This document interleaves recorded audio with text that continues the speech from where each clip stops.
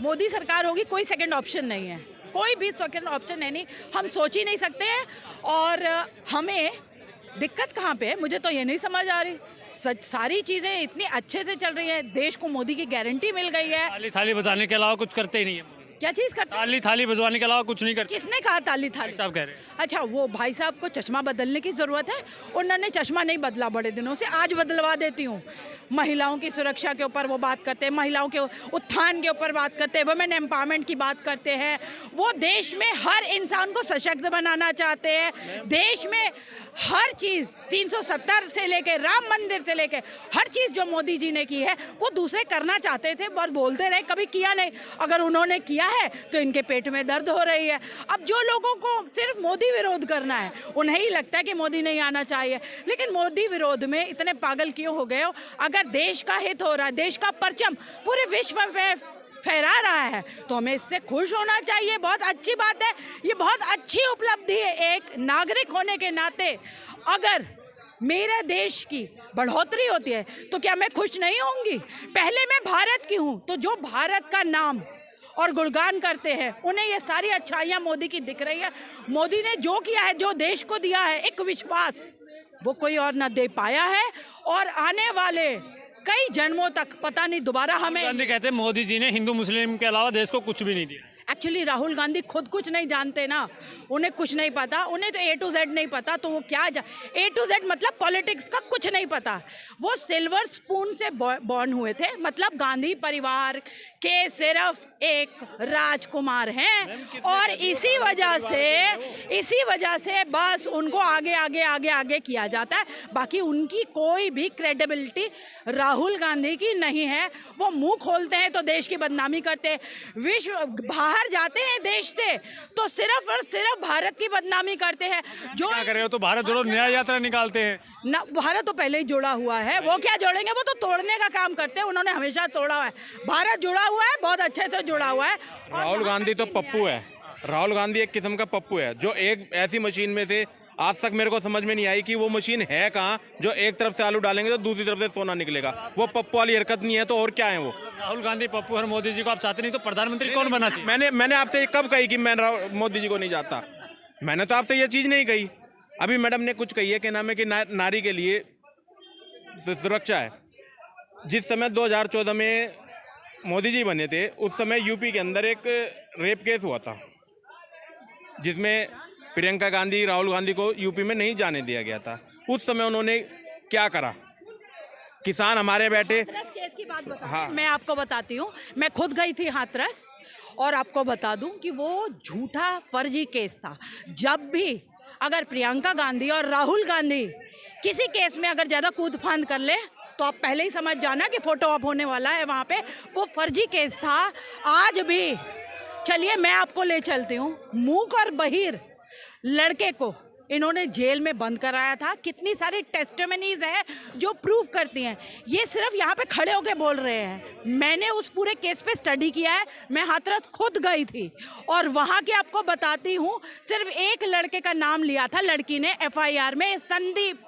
वो संदीप जो था वो ऑनर किलिंग का मामला था, वो उसका भाई था और उसका लड़की का रेप नहीं हुआ था। जितने भी लड़के गिरफ्तार हुए थे उसमें से एक मूक बहिर थे, एक और लड़का था जिसका दूर दूर तक वहाँ पे लोकेशन तक भी नहीं ट्रैक हुआ है।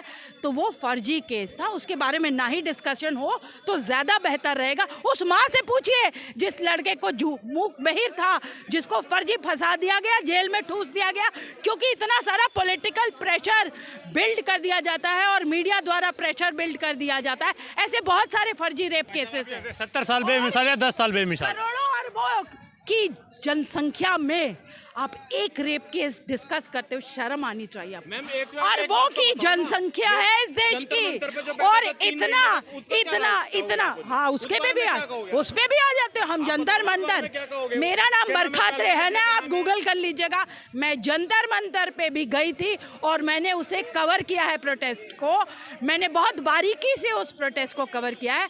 जिसका नाम ले रहे हैं आप, बृजभूषण का, वो केस अभी कोर्ट में है। कोर्ट में उस उसके नाम नहीं लिया हमने। ऊपर डिस्कशन भूषण चल का नाम रहा नहीं है, लिया है। कोर्ट वर्डिक्ट देगी, हम और आप नहीं दे सकते। बाकी जो लड़कियां वहां बैठी थी, जो रेसलर्स वहां बैठी उन्हें थी, किस तरीके से खींचा गया? उनसे उन्हें मेरा किस ये तरीके से सवाल, खींचा गया? आप भी उनसे नहीं मेरा ये सवाल है कि क्या न्याय जंतर मंतर पे मिलता है, और कितनी लड़कियों ने बैठा है वहां पर, और मीडिया ने कितनी लड़कियों को कवर किया है? क्या न्याय जंतर मंतर में मिलता है या FIR लिखानी होती है? वो लड़कियां जो कि खेल मंत्री से जाके पहले दिन मिल सकती थी, वो खेल मंत्री से ना मिल करके वहां जंतर मंतर पे मीडिया बाइट दे रही थी।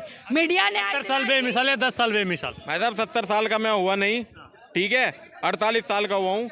अब हमें तो ये लगता नहीं है, चाहे बीजेपी की सरकार आए चाहे कोई भी, हम तो ये कहें जो भी सरकार बने वो क्या नाम है आम जनता के बारे में सोचें। बस बीजेपी सरकार आम जनता के बारे में नहीं सोच रही अभी फिलहाल नहीं। कह रहे कि बीजेपी सरकार आम जनता के बारे में नहीं सोच। देखिए, उनको नहीं लगता, मैंने तो पहले ही बोला कि चश्मा बदलने की जरूरत है।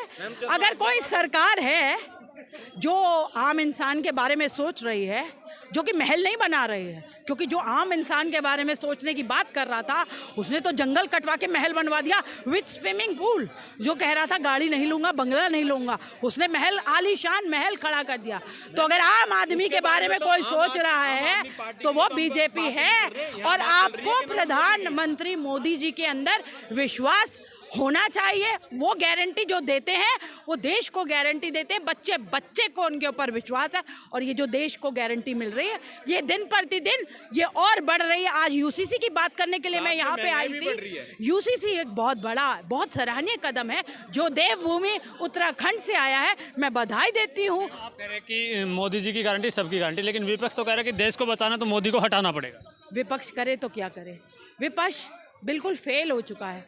विपक्ष बिल्कुल बिल्कुल भटका हुआ, गुमराह, टूटा हुआ, शर्मनाक, हर रोज वो आपस में ही लड़ते मरते रहते हैं, फिर रूठने मनाने का काम करते हैं।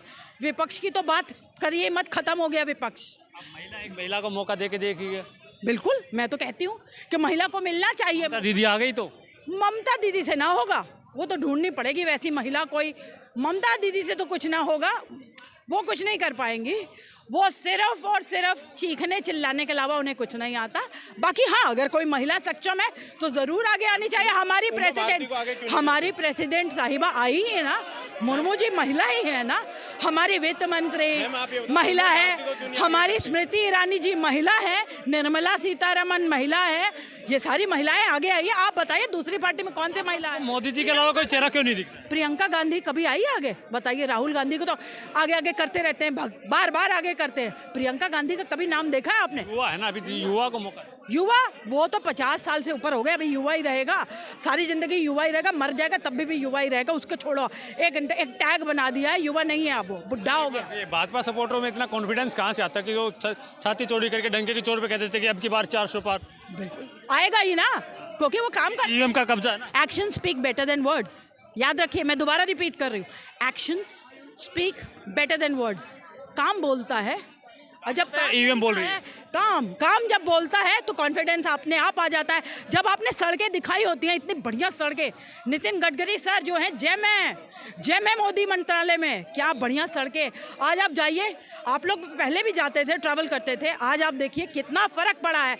आप पूरे देश में देखिए, आप मुंबई में जाइए, ऐसा लगता है कि बाहर आ गए, हम विदेश में आ गए। वहाँ की सड़कें देखिए, दिल्ली की सड़कें देखिए, मेरठ जाइए आप, यहाँ दिल्ली से मेरठ जाने में पहले कितना समय लगता था। मैं अभी हाल में ही मेरठ गई थी, क्या बढ़िया बना रखा है। तो कितना इम्प्रूव हो रहा है कि 6 कामों को अगर छोड़ दे, हिंदू मुस्लिम, भारत पाकिस्तान, राम मंदिर और बाबरी मस्जिद, इनको छोड़ दे तो कोई काम ही नहीं है बीजेपी का। नहीं तो राम मंदिर क्यों नहीं बना? मेरा तो लाखों करोड़ों लोगों का सपना पूरा हुआ है राम मंदिर से। मेरे राम लल्ला विराजमान हुए हैं, इससे बड़ा खुशी का उत्सव तो पूरी जिंदगी में ना आ सकता है, ना आएगा, ना आया था। ये तो विपक्ष कह रहा है राम के नाम पे राजनीति करते हैं। किस बात की राम के नाम पे राजनीति? तुम कर लेते, तुम बना देते मंदिर, तुम नहीं बना पाए, अब बन गया है। तो अगर मोदी की जय जयकार हो रही है क्योंकि मोदी के रहते हुए बना है, तो जिसके रहते हुए बनता है उसकी जय जयकार होती है। तुम कर लेते। दीदी ने तो यहाँ तक कह दिया राम के नाम पे जो भी राजनीति करेगा उसको अल्लाह माफ नहीं करेगा। अरे तो अल्लाह को पकड़ ले, उन्होंने पहले भी अल्लाह को पकड़ा, अल्लाह को ही पकड़े रखो, हम राम को पकड़े रखेंगे। वो अपने आप बता दिया उन्होंने कि हमने अल्लाह को पकड़ रखा है, काफ़ी अच्छे से बता दिया है। लेकिन हम राम और अल्लाह न करके सिर्फ देश की डेवलपमेंट, जो विकास हो रहा है देश में उसके ऊपर ध्यान दे दें, अपना ध्यान वहाँ केंद्रित कर लें तो ज़्यादा बेहतर होगा। देश बहुत तरक्की कर रहा है, हमारा परचम पूरे विश्व में लहरा रहा है। मैंने बहुत सारी कंट्रीज़ में ट्रैवल किया है, ऑस्ट्रेलिया से लेकर यूरोप इतना गंदा था कि मुझे ट्वीट करना पड़ा, राहुल गांधी नानी बहुत गंदा घर है तुम्हारा, नानी का घर बहुत गंदा है।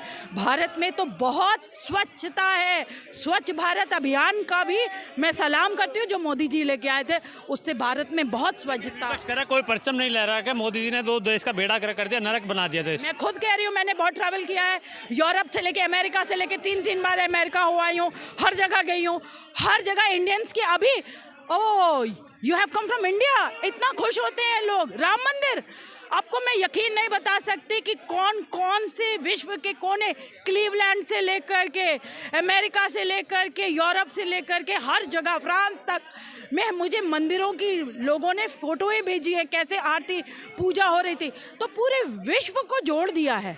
वासुदेव कुटुंबकम की जो बात करते हैं मोदी जी, तो पूरा विश्व जोड़ दिया है। रामलला के साथ भी पूरा विश्व जुड़ गया है। इससे भारत कितना आगे बढ़ता है योग से। ये सारी चीज़ें बहुत अच्छी हैं जो मोदी जी लेके आए। योग भी मोदी जी ने योग का प्रचार किया, स्वच्छ भारत। चलते मैं आपसे एक सवाल करता हूँ, अगर मोदी जी के अलावा अगर विपक्ष से कोई चेहरा पूछना चाहूँ आपसे, तो कौन लगता है आपको, कौन चेहरा सही रहेगा? कोई भी नहीं, कोई भी नहीं, है ही नहीं कोई। आपको कोई चेहरा लगता है मोदी जी के अलावा कोई आ सकता हो तो? उमा भारती। विपक्ष की तरफ? विपक्ष की तरफ से तो कोई ऐसा नहीं है अभी। विपक्ष में कोई चेहरा ही नहीं है? नहीं है। ममता दीदी? कौन? ममता दीदी वो बंगाली संभाल लें अपना, वो बंगाल संभाल लें अपना। दिल्ली के लाल भी तो है ना? कौन से हैं दिल्ली के लाल? दिल्ली के लाल केजरीवाल हैं? केजरीवाल तुम ये मानते होगे कि लाल? हम तो नहीं मानते। क्या मानते हैं आप? क्या मानते हैं? हैं? आप क्या मानते वो तो सबसे बड़ा ठग है। हैं? सबसे बड़े भगत सिंह हम ही हैं, सबसे कट्टर ईमानदार आदमी। किन्ने कह दी? खुद कहते हैं। जब वो मुख्यमंत्री बने थे दिल्ली के, मफलर लपेट के रहते थे, और अब वो मफलर तो क्या पहचान में भी नहीं आते, ट्रिपल हो गया वो। खाते पीते घर के आते। वो अभी हुए हैं ना, पहले नहीं थे। पहले तो इनकम टैक्स में थे। राहुल गांधी कैसे लगा? राहुल गांधी तो पप्पू ही है भाई, पप्पू। माननीय सांसद को पप्पू कह रहे हैं। बिल्कुल है। माँ नानी का केस कर सकते हैं? कर दो, डर नहीं लगता? फांसी लगा देगा।